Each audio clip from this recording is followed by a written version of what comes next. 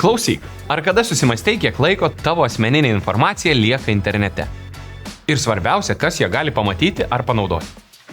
Nuotrauka, tekstas, komentaras, viskas, ką įkėlė, išlieka daug ilgiau nei galvoji.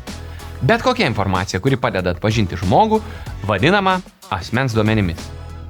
Vardas, telefono numeris, IP adresas, nuotraukos ar net tavo naršymo įpročiai, visa tai gali sudaryti tavo skaitmeninį portretą. Internete mes visi paliekame skaitmeninį pėdsaką.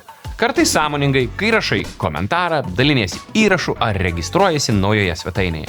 Tai aktyvus pėdsakas. O kartais visai to nežinodamas.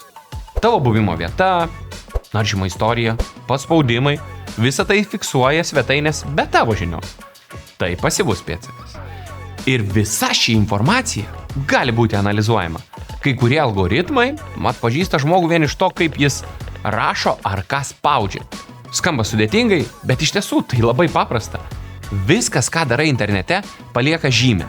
Ir ta žymė ne visada priklauso tau. Pavyzdžiui, Aurimas ruošiasi darbo pokalbiui. Paskyroje viskas, ko reikia. Tvarkingas CV, projektai, rekomendacijos. Bet po kelių dienų jis gauna skambutį.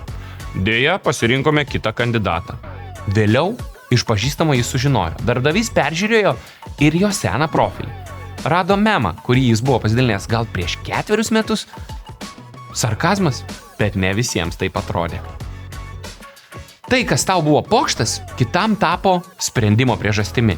Ir vienas pasidalymas nusveria visus tavo diplomus ir pasiekimus.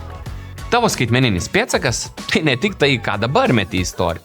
Tai visa tavo internete palikta istorija. Komentarai, senos anketos, registracijos, nuotraukos, žymos, viskas. Ir kai viskas sudedi, gaunasi žmogus, gauniesi tu.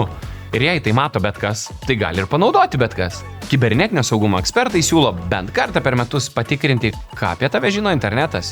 Įrašyk savo vardą, pabandyk į Google, apsilankyk Have I Been Pwned, gal tavo slaptažodžiai jau seniai nutekėjo. Google Takeout ir My Activity parodys, kiek informacijos sukaupė Google, o Facebook Off Facebook Activity, ką apie tave perduoda kitos svetainės. Nori sužinoti, kas tave stebi? Naudok Privacy Badger arba Firefox Monitor. Svarbiausia ne tik žinoti, bet ir veikti.